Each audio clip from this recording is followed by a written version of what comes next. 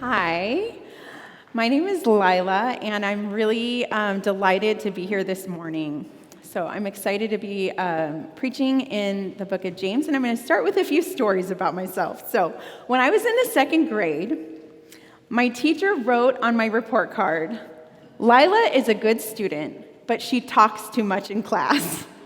And I don't remember getting this report card, but I have been reminded of it throughout my life because it's true. It still is true. As a talker, I've also learned the gift and curse of running my mouth. I have sort of a reputation among my friends of like scoring the deal or the discount or the freebie, and often it's because I just try to be winsome and ask.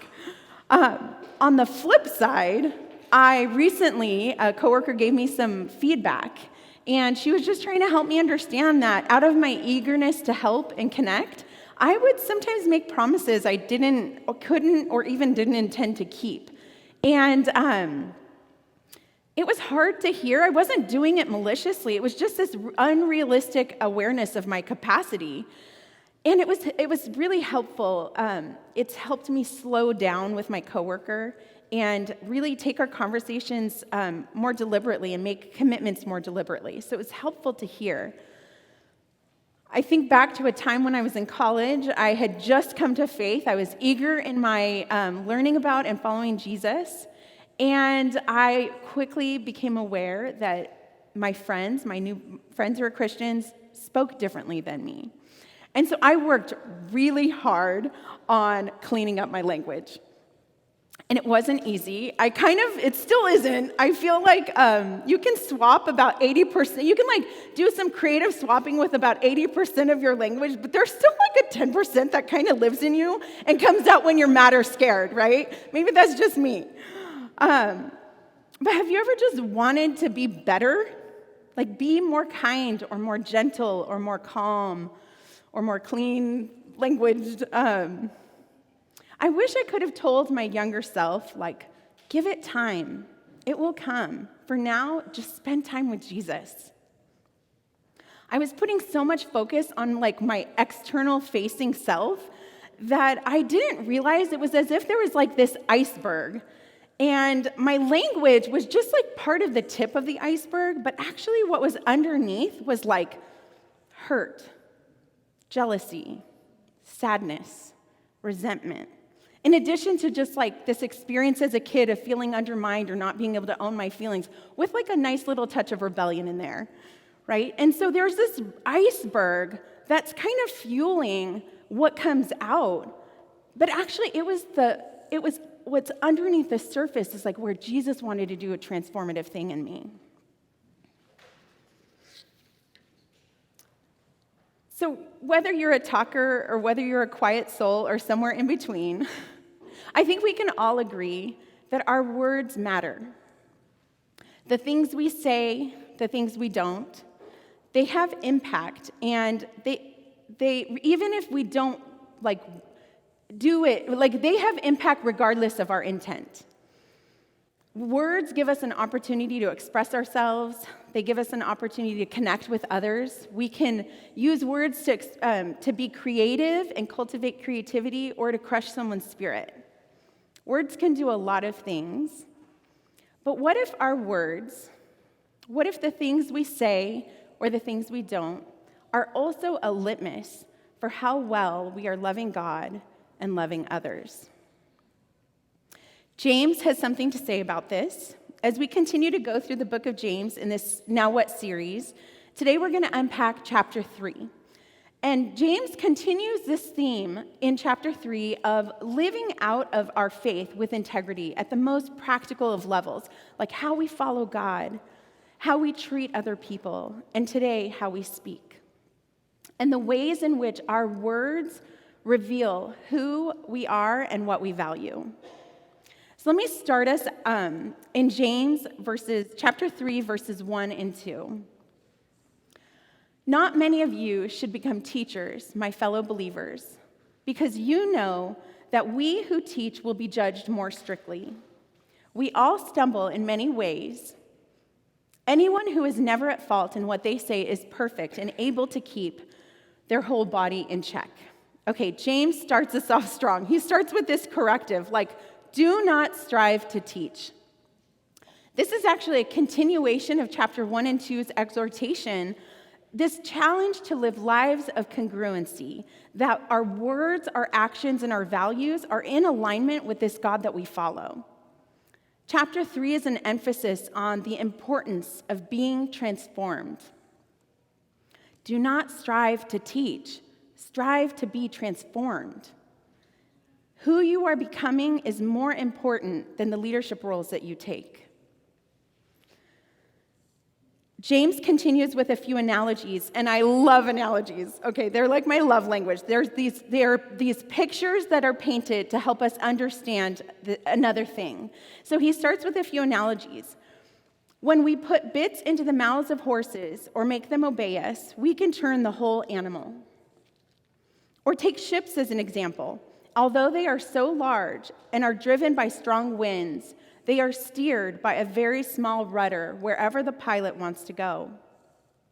Likewise, the tongue is a small part of the body, but it makes great boasts. Consider what a great forest is set on fire by a small spark. The tongue is also a fire, a world of evil among the parts of the body. It corrupts the whole body. It sets the whole course of one's life on fire, and it itself is set on fire by hell. Okay, let's unpack that. The first analogy we get is the bit in the mouth of a horse. So a bit is like this metal and leather thing that goes around the mouth of a horse, and it enables the rider through the straps to communicate with and guide the horse. So James is saying, like, look at this ability for this very small bit in the mouth of a horse to turn and guide the whole animal. And he moves on to a ship. He says, look at a ship. It's huge. It's majestic. It's driven by the wind, yet it is this small rudder at the back of the ship that a pilot can steer it and make it go where it wants to go. James fills out the analogy and explains that the tongue is a small part of our body, and it makes great boasts. So this is like not a common, we don't like, hey, making great boasts today. Like, it's not a common term we use. And so I wanted to understand that a little bit more, because like, what does that mean? And the original Greek for make great boasts is actually this word. I'm not going to say it right. It's megalakau, and it means to talk big, extravagant, pompous, arrogant. It's like talking a big game. So here is our tongue. It talks a big game. And James is painting these pictures, and he says, here are these very big things, a horse, a ship, and they're controlled by a very small thing, a bit, a rudder. And he's making the connection that likewise, our bodies, our whole selves, like who we are in our entirety, are deeply affected by this small, powerful instrument in our mouths that make big claims on our behalfs. And he ends with, consider one more image. He says, think about a forest fire, a forest. Like, I feel like that touches a little close to home for us. Think about a fire, like the landscape of a forest, and how one small spark can have devastating impact. So is the tongue. So as is the tongue, a small instrument with the potential for great and devastating impact. He continues in verse 7, all kinds of animals, birds, reptiles, sea creatures are being tamed and have been tamed by humankind. But no human being can tame the tongue. It is a restless evil full of deadly poison. Okay, have you ever said anything where you just instantly regretted? Like the word came out of your mouth and you thought, like, why did I say that? And you could feel the immediate impact of it. And you could feel that it caused pain. Maybe it fractured a relationship. And maybe you even like mulled over it for days or weeks or years. You're just like, why did I ever say that thing? Like, we know that words can hurt. Words are powerful. And he says, no human being can tame the tongue. James is going to great lengths to try and help us understand just how powerful our words can be. It's as if he's letting kind of this unspoken question hang in the air. if our tongues are a small yet powerful instrument with potential for great harm, then what or who is guiding that instrument for you? And here's where the rubber meets the road. In verse 9, he says, it's like conviction. With the tongue, we praise our Lord and Father. And with it, we curse human beings who have been made in God's likeness. Out of the same mouth come praise and cursing. Brothers and sisters, this should not be. Can both fresh water and salt water flow from the same spring?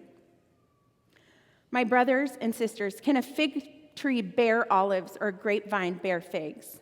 Neither can a salt spring produce fresh water. James is speaking to followers in a time where cultural and ethnic tensions were rising, along with Jewish nationalism and violence. Like, things are kind of building up to a head that lead to an eventual war in 66 AD. So, things are tense. And while these followers of Jesus might honor this boundary of I would never, cause violence to another person, James is saying, actually, your words are doing that.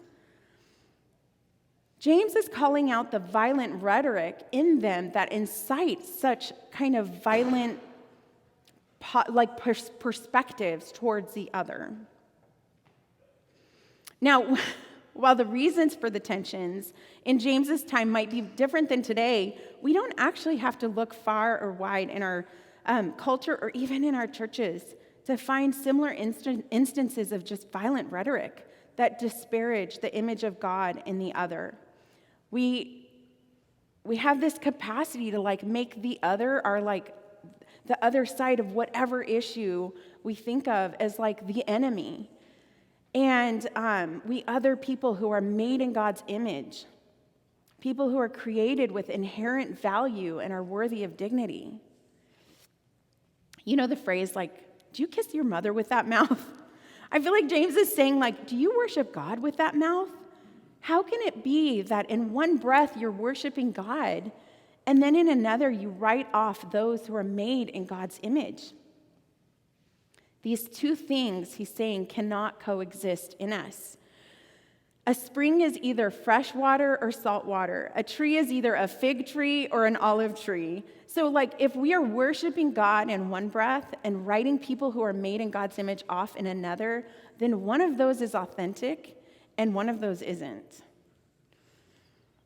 It's not okay for me to post on Instagram or come to church and praise God or even preach a sermon about God's mercy, love, and grace, and then not extend that mercy, love, and grace to others, especially those I'm least inclined to treat with inherent worthiness or dignity.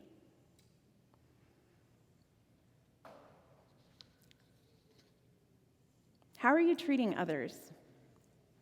How are you loving those on the margins in your community? Not just in this community, but in our city, on the other side of the tracks. Who are you most inclined to write off? And what's happening underneath that iceberg of yours? We live in a time where we have many platforms to express ourselves, 24/7. We can both share what we think and feel and hear other people's thoughts. And we can find community and solace with those who agree with us, and sometimes only with those who agree with us. I think James here wants us to know that God desires and requires integrity in our worship and practice of faith. He paints this final picture in the end of chapter 3. He says, "Who is wise and understanding among you? Let them show it by their good life, by deeds done in humility that comes from wisdom. But if you harbor bitter envy, selfish ambition in your hearts, don't boast about it or deny the truth. Such wisdom does not come down from heaven, but it is earthly, unspiritual, and demonic. For where you have envy and selfish ambition, there you find disorder and every evil practice. But the wisdom that comes from heaven is first of all pure, then peace-loving, considerate, submissive, full of mercy and good fruit, impartial and insincere. Peacemakers who sow in peace reap a harvest of righteousness. Who are you becoming as you follow Jesus? What comes from our mouth is a reflection of what is in our hearts. And I feel like here James is saying, like, don't skip these steps of transformations. Like, don't try to jump and become a teacher without going through these steps that God wants to do in you, like this work of transformation that we get to experience by being with Christ. And he's saying, don't become a teacher who passes along wisdom they themselves have never experienced. Words matter, but who you are becoming matters more. I love this quote. One of the most loving this is a quote by Pete Scazzaro. He's actually the author of the Emotionally Healthy Relationships course that we're taking right now, which I'm loving. And this was in his day-by-day book, and in the very beginning, and he just framed it well, I think, about how we use our words. He says, one of the most loving, God-glorifying things we can do in our relationships is to speak in healthy, loving ways. In fact, part of the reason God gives us the gift of words is to express ourselves and to nurture life-giving relationships. I struggle with back pain, neck pain, I don't know, all sorts of things. And I started going to a chiropractor a few years ago. And I go to this chiropractor every time I walk in. I have to fill out this chart. And I have to kind of take stock and think, where do I feel pain in my body? And I have to mark every nook and cranny where there's pain, like this little body chart. And then I have to say what type of pain. Is it throbbing, dull, sharp? And then how often do I experience the pain and how severe the pain is, right? It's this very intense kind of gut check of how am I doing every time I walk in? And I feel like James chapter 3 is like that chart. James chapter 3 helps us assess the health of our hearts. Where are we experiencing bitterness, envy, discord in our lives? Where are we pursuing selfish ambitions or using people or dismissing them or putting our worth in our achievements? Slowing down helps us assess and examine where is there health and where is there a continued need to invite God to do this work of transformation in us. And I during worship, was even just thinking yes, I want to be the person who believes with my whole heart. I think of the phrase, I believe, help my unbelief. And I think I want to be a type of person that can be unfettered with my belief in worship. And also I recognize, God knows the underneath of my iceberg.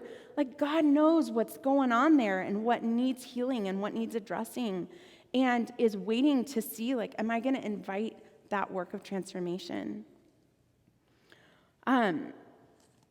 Over the past year and a half, there have been so many layers of just discomfort and pain and loss and grief.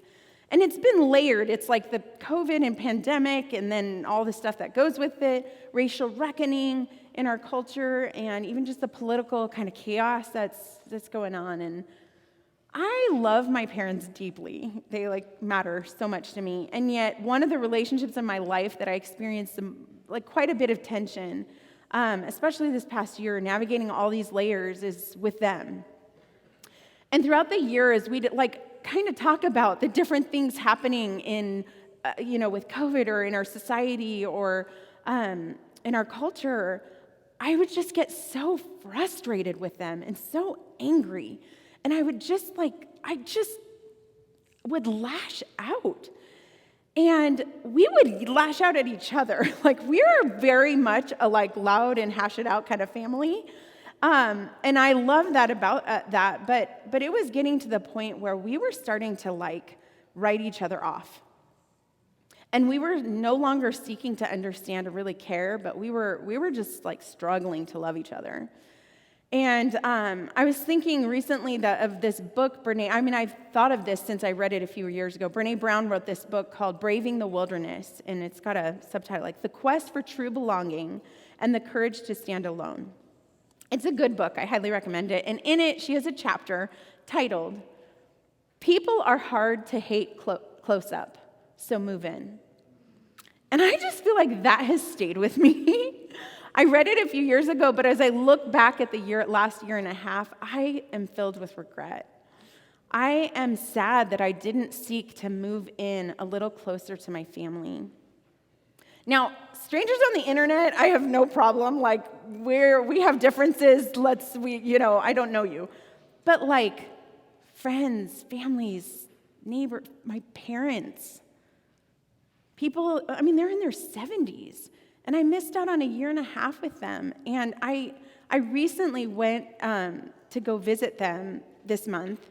And we hadn't seen each other since February of 2020. And I became more aware of just like, wow, how much limited our time is and how precious it is. And we've been going through this emotionally healthy relationships I highly recommend.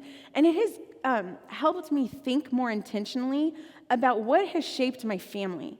Like I've been thinking about what are the experiences and the hopes and the dashed dreams that my parents carry? What are the stories that live inside of them that have never been realized? And I went on this trip way more like desiring that curiosity, wanting to actually connect, moving closer, get to know their stories and their hearts. And around a table, we sat around and my brother and I just asked questions. He even like recorded it. I thought like, genius. We slowed down and we heard stories that were like we just hadn't heard before. We heard about their upbringings. We heard about like things that like real big losses that they experienced as kids. I only know them as my mom and dad. It's like hard to know them beyond, it's like when you see your teacher at the supermarket, you're like, what? You're a person? And so I think there's something about slowing down and moving in a little closer, seeking to really understand that helped me see them as a whole person. And actually to see them even as people with their own icebergs. Like I experienced this part of them, but there's this whole part of them that's under the surface that I only know a small portion of. And I agree. I think it's hard to hate people close up. So I want to close our time and move us into just a time for us to take stock, for us to do that kind of gut check, and evaluate, like, how are you doing? How are your words reflecting who you are and what you value? If you were to think of your past week, like, did your words or interactions reflect who you are, who you seek to be? Did you take time to encourage someone? Did you speak about the grace, love, and mercy that we experienced in God in your life? Or maybe you held your tongue and you didn't say something? Or did you write someone off? Did you gossip or lash out at someone? Maybe even someone you love. Did you judge rather than be curious and ask questions? When we build up or tear someone down, what does that say about us? This week, actually this year, one of the growing tensions I've experienced in our home is my 4-year-old's bedtime routine.